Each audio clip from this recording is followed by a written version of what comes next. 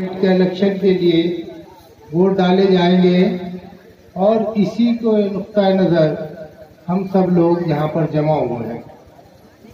बात यह है कि आखिर हम वोट किसको दें, इसी पर चर्चा होनी है और इसी पे हमें अपनी राय बनानी है। मोहतरम हज़रात, आज की तारीख में दिल्ली सरकार भारतीय जनता पार्टी की है, इसीलिए उसको सामने रखते हुए हमें फैसले लेने होंगे कि क्या भारतीय जनता पार्टी ने कुछ इस तरह के काम किए कि उसको वोट दिया जाए या इस तरह के कोई काम नहीं किए कि उसके खिलाफ वोट दिया जाए। बात उसके काम करने न करने की अलग है। उसने जितने भी पहले वादे किए वो सब आप जानते हैं, चाहे वो 15 लाख का हो, चाहे वो काले धन का हो, चाहे वो नौजवान पढ़े लिखे बेरोजगार नौजवानों को वो रोजगार देने का हो, या फिर किसान को उसकी कीमत का 1.5 गुना देने का हो। ये सारे ही वादे इस भारतीय जनता पार्टी ने पूरे नहीं किए। इन सब चीजों को सामने रखते हुए ये तस्वीर बनती है कि हमें भारतीय जनता पार्टी के खिलाफ वोट करना चाहिए। दोस्तों, ये एक अलग मसला है, लेकिन इससे हटकर एक जो बड़ा मसला है उसकी तरफ मैं इशारा करूंगा, आप उस पर गौर करें। ये इस मर्तबा का चुनाव कोई आम चुनाव नहीं है, इसको आप नजर में रखें। इस मर्तबा का चुनाव आजादी और गुलामी का चुनाव है। आपको आजादी चाहिए या गुलामी चाहिए, यह आपको फैसला करना है। हमको फैसला करना है कि आया हमको चाहता क्या है। अगर हमको आजादी चाहिए तो इसका मतलब यह है कि हमें भारतीय जनता पार्टी के खिलाफ अपना वोट करना होगा। मैं ये बात अपनी तरफ से नहीं कह रहा हूँ। आप जानते हैं कि अब से 15 दिन पहले एक मेंबर पार्लियामेंट है भारतीय जनता पार्टी के, जिनका नाम है साक्षी महाराज। उन लोगों ने बयान दिया कि इस इलेक्शन के बाद अगर भारतीय जनता पार्टी जीत जाती है तो आगे फिर हमें इलेक्शन की जरूरत नहीं रहेगी। तो आपसे कहना है कि अब से ये इरादे हमारे भारतीय जनता पार्टी के लोगों के हैं कि अगर भारतीय जनता पार्टी जीतती है तो इसका मतलब यह है कि आने वाले दिनों में वो सब कानून लागू होंगे जो आज रशिया में लागू है, जो आज चाइना में लागू है, और वहाँ कानून है एक पार्टी का कानून। एक पार्टी का राज होता है, कोई उसके अंदर जीतने हारने की बात नहीं होती है। वहाँ तकरीबन उसको डिक्टेटरशिप कहते हैं या तानाशाही कहते हैं।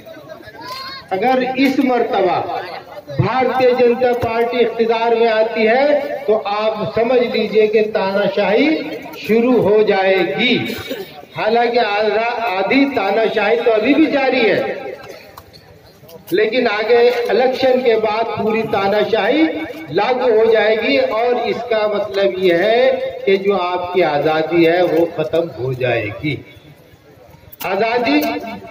आजादी से मुराद यह है कि आप क्या खाते हैं उस पर पाबंदी लग जाएगी, आप क्या पहनते हैं उस पर पाबंदी लग जाएगी, आप क्या लिखना चाहते हैं उस पर पाबंदी लग जाएगी, आप क्या बोलना चाहते हैं उस पर पाबंदी लग जाएगी, आप कौन सी इबादत करना चाहते हैं उस पर पाबंदी लग जाएगी।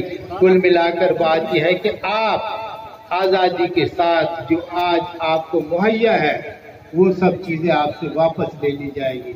आप जानते हैं कि चाइना के अंदर अगर कोई मुसलमान रोजा रखता है तो उसको जेल में डाल दिया जाता है। ऐसे ही आप जानते हैं कि पिछली मर्तबा इसी सरकार ने गुड़गांव के अंदर, जहां हमेशा से जुमे की नमाज होती थी, वहां पर जुमे की नमाज पर पाबंदी लगा दी। आप जानते हैं कि आपकी शरीयत में मुदाखलत की गई।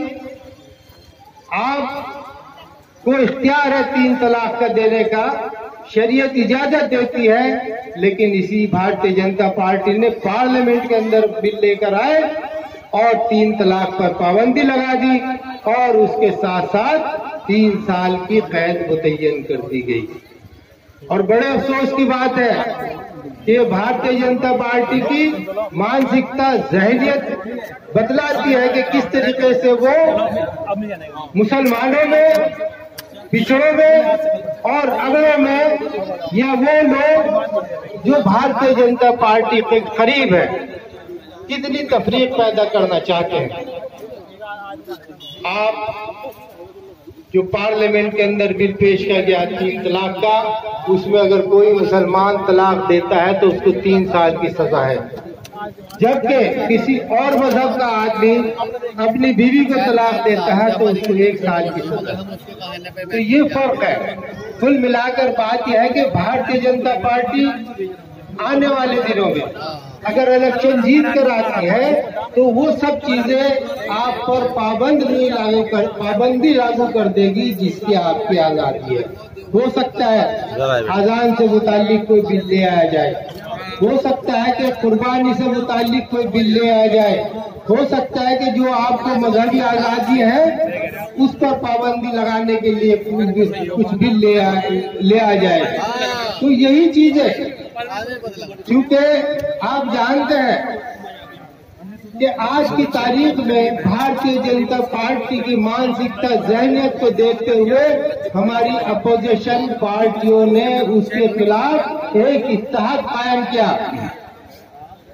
जिस तरीके से जमहूरियत के अंदर आजादी है, उस आजादी को सलब करने का या उसमें मुदाखलत करने का काम भारतीय जनता पार्टी ने शुरू कर दिया।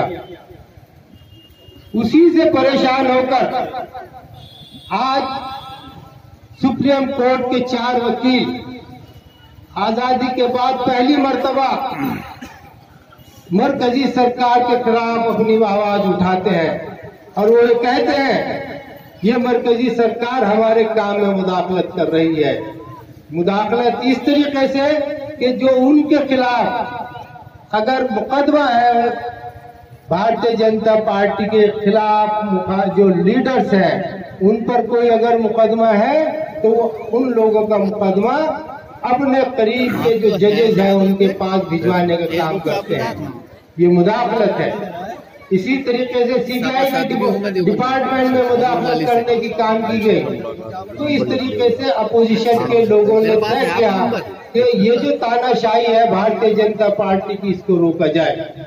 और सबसे पहला कदम हमारे यूपी के अंदर उठाया गया है, जिसमें हमारे अखिलेश यादव जी, हमारी बहन कुमारी मायावती जी और चौधरी अजीत सिंह ने आपस में हाथ मिलाया और जो इख्तिलाफात थे उनको दूर किया और उनको दूर करने के बाद एक गठबंधन बनाया और उस गठबंधन के जरिए भारतीय जनता पार्टी को यूपी के अंदर हराने का इंतजाम किया। और काबिल मुबारकबाद है ये तीनों लोग जिन लोगों ने गठबंधन किया और गठबंधन के अंदर 50% से ज्यादा वोट अपनी जेब में डालने का काम किया। आप जानते हैं कि पिछली मर्तबा भारतीय जनता पार्टी को 33% वोट मिला और उसने दिल्ली के अंदर अपनी हुकूमत बना ली। उसके मुकाबले 67% लोग अपोजिशन के पास था, यानी जो सेकुलर ताकतें थी उनके पास था, लेकिन उन लोगों का वोट बंटवारा, उन लोगों का में वोट बट गया और इख्तियार में भारतीय जनता पार्टी आ गई। इस चीज से सबक लेते हुए इन तीनों लीडरों ने आपस में इत्तेहाद किया और तय किया कि अब हम एक साथ लड़ेंगे और भारतीय जनता पार्टी को रोकने का काम करेंगे।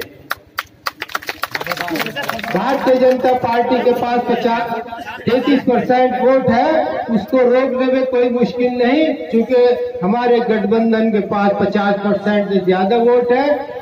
आप एक साथ वोट डालें तो भारतीय जनता पार्टी यूपी की 80 की 80 सीटें हारेगी और यह गठबंधन 80 की 80 सीटें जीतेगा इंशाअल्लाह। और एक और मैं आपसे बता दूं, इस पे आप गौर करें कि जो पार्टी यूपी के अंदर हार जाती है वो दिल्ली के अंदर अपनी सरकार नहीं बना पाती। तो इसलिए इस गठबंधन ने ये इंतजाम कर दिया है कि आने वाले इस इलेक्शन के अंदर भारतीय जनता पार्टी अपनी हुकूमत दिल्ली में नहीं बना पाएगी।